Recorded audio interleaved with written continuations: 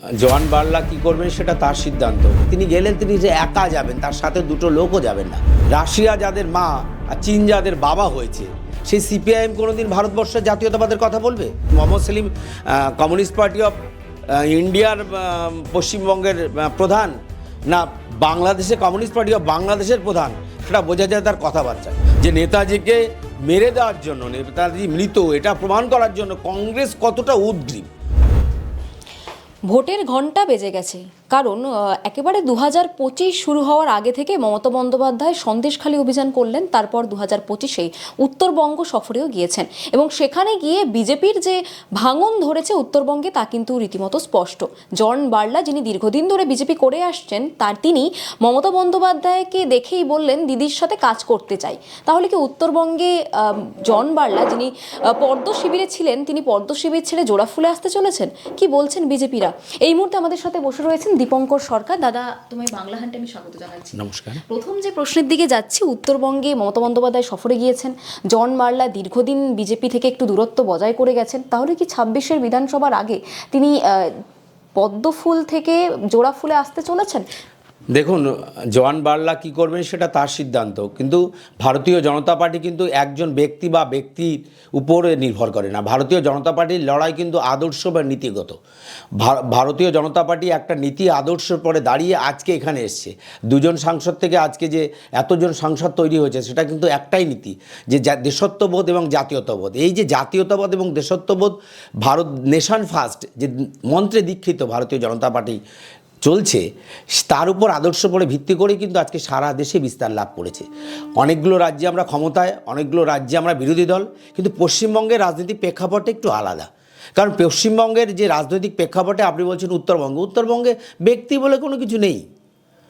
আপনি যার নাম বললেন তার নামই বলছি, ব্যক্তি বলে কোনো কিছু নেই। তিনি গেলেন, তিনি যে একা যাবেন, তার সাথে দুটো লোকও যাবেন না। আপনি দেখবেন মঞ্চে যদি কোনোদিন শপথ নেয়, আর যদি না নেন, আমার মনে হয় তিনি বিজেপিতেই আস্থা আছেন। অনেক কিছু অনেকভাবে মিডিয়া থাকেন বলার, সেটা হচ্ছে প্রচারের মাধ্যমের জন্য ওরকম কিছু বলা হচ্ছে বলে মনে করছি। কিন্তু 26-এর আগে এই ধরনের যে কথোপকথন জন বার্লার মুখ থেকে বেরোলো, দিদির সাথে আমি সমাজসেবায় লগ্ন হতে চাই, এই ধরনের কথোপকথন থেকে তো রীতিমতো স্পষ্ট যে তিনি বিজেপির প্রতি আস্থা হারিয়েছেন। দেখুন, তার একটা অভিমানের কারণও আপনি জানেন, যে সাংসদ পদে তাকে মনোনীত করেনি ভারতীয় জনতা পার্টি। তো স্বাভাবিকভাবে একজন সাংসদ তার সাংসদ পদে মনোনীত করেনি, দল যাকে মনে করেছেন, তাকে দায়িত্ব দিয়েছেন, তাকে ক্ষমতায় দেওয়ার জন্য তাকে সাংসদ করে পাঠিয়েছেন, তিনি যিনি হতে পারেননি, তার মনে একটা ক্ষোভ থাকতেই পারে ব্যক্তিগত পর্যায়ে। সেটা দলীয় কোনো বিষয় নয়, এবং দল তার জন্য নিশ্চয়ই তার জন্য ভালো কিছু ভাবার জায়গায় আছে। তিনি সেই অপেক্ষা করছেন, হয়তো সেই জন্যই দেখা যাবে কী হয়, ভবিষ্যৎ বলবে এটা কী হতে পারে। সিপিআইএম ওয়েস্ট বেঙ্গল তরফ থেকে এই পোস্টটা করা হলো, যেখানে একেবারে লেখা রয়েছে আরএসএস এবং হিন্দু মহাসভা দেশের সবচেয়ে বড় গদ্দার, নিচে সুভাষচন্দ্র বসুর নাম। এবার ভাবতে পারছেন কারা বলছে? কোন রাজনৈতিক দল? সিপিআইএম।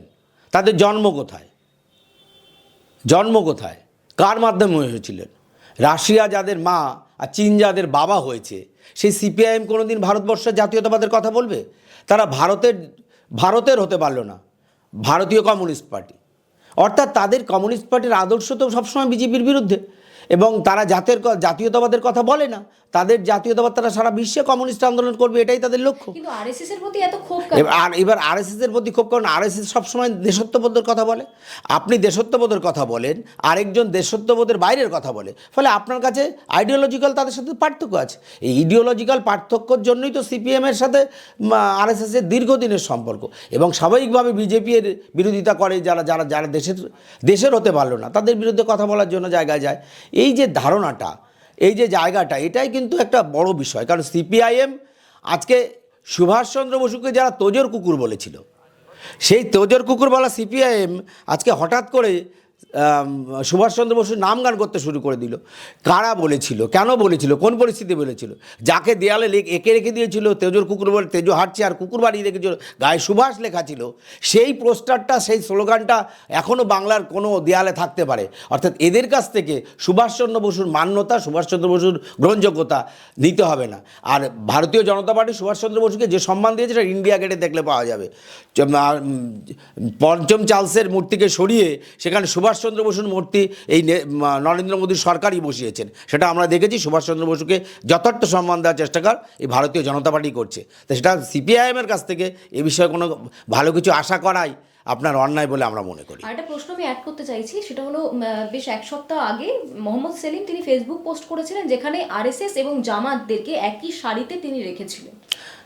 দেখুন, মোহাম্মদ সেলিম তো সত্যি সত্যি বলতে আমি মাঝে মাঝে বলি, বিভিন্ন জায়গায় বলা হচ্ছে যে Mohammad Salim Communist Party of ইন্ডিয়ার পশ্চিমবঙ্গের প্রধান না বাংলাদেশে কমিউনিস্ট পার্টি অফ বাংলাদেশের প্রধান, সেটা বোঝা যায় তার কথাবার্তায়। তিনি কখনো কখনো তিনি ভেবে যান পশ্চিমবঙ্গটাকে বাংলাদেশ ভেবে নেন, এবং বাংলাদেশে কমিউনিস্ট পার্টির প্রধানরা যে কথা বলেন মোহাম্মদ সেলিম সেই কথা বলেন। তাদের দৃষ্টিভঙ্গি তো দেশের প্রতি না, তাদের দৃষ্টিভঙ্গি জঙ্গিবাদকে প্রশংসা করে। তারা কোনোদিন দেখুন এই সিপিআইএম একটা কথা বললেন হঠাৎ করে মনে পড়ে, আপনি বলুন তো সিপিআইএম কোনোদিন ভাবে এই মুসলিম জঙ্গিবাদ, আমি মুসলিম জঙ্গিবাদ বলছি না, যারা জঙ্গিবাদ, যারা মুসলিম জঙ্গিবাদকে যারা ব্যবহার করছে, মুসলিম ধর্মকে ব্যবহার করে, সেই একটা মুসলিম 56টা মুসলিম কান্ট্রিতে একটা মুসলিম কান্ট্রিতে কি কমিউনিস্ট পার্টি আছে?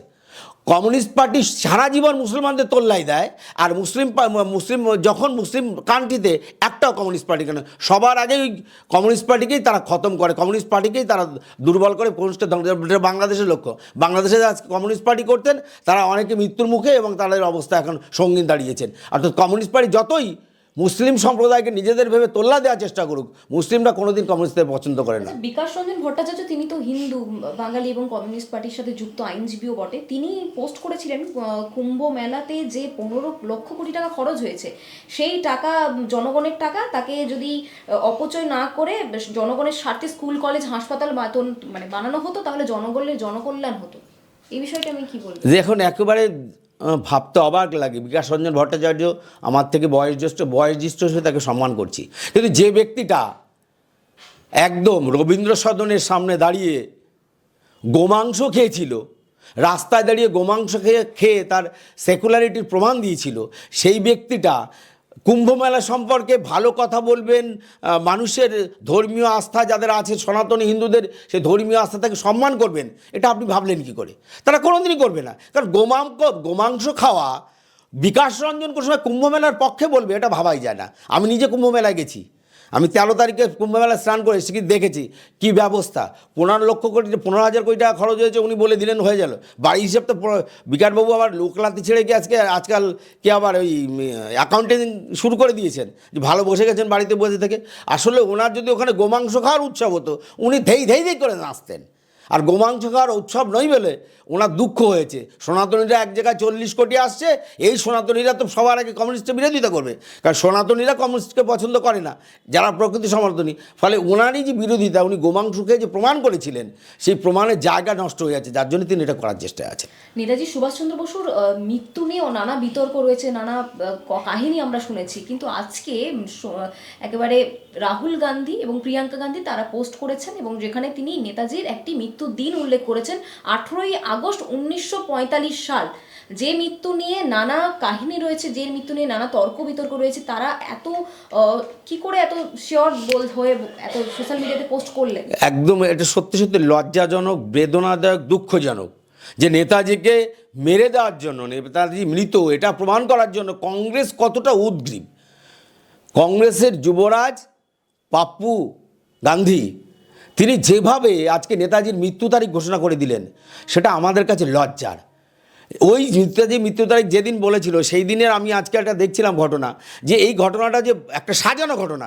কংগ্রেসের 6জন একই পরিবারের 6 টার্মের প্রধানমন্ত্রী, তারা কোনোবারই নেতাজি কোথায় গেল, তখন তো দেশ স্বাধীন হওয়ার সহজ ছিল, তখন তো 5 বছর 10 বছর নেতাজি পাওয়া যাচ্ছে না। আজকে 72 বছর হয়ে গেছে, এত বছর পরে খুঁজে গেলে কষ্ট হবে, কিন্তু তখন তো 5 বছর 10 বছর 2 বছর ছিল, তখন কংগ্রেসের খোঁজেননি। আর আজকে কংগ্রেসের সেই পাপ্পুরাজ তিনি এসে নেতাজিকে মৃত বলে ঘোষণা।